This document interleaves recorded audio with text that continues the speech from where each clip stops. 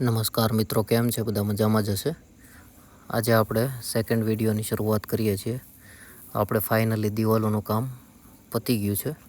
આપણા શેડની દિવાલો બનીને તૈયાર થઈ ગઈ છે.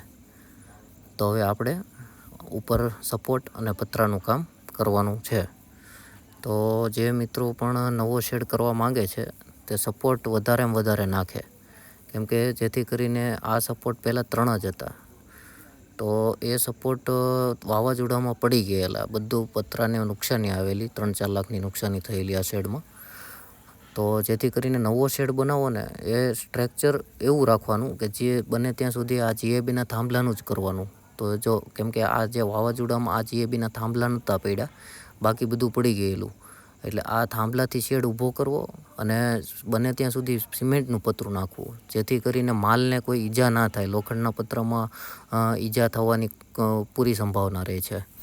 તો આપણે નક્કી કરેલું છે કે હવે નાખીએ તો સિમેન્ટના પતરા નાખશું સેકન્ડ ટાઈમ.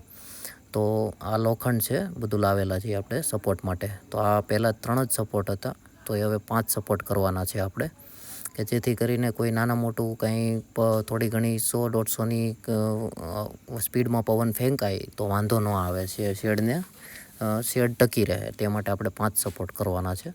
અને પાછળની દિવાલમાં આપણે જે વેસ્ટેજ પતરા છે એ બધા લગાડી દેવાના છે. અને એ રીતે લગાડવાના છે કે જેથી કરીને પવનમાં પતરું સીધું બહાર પડે, અંદર ના પડે.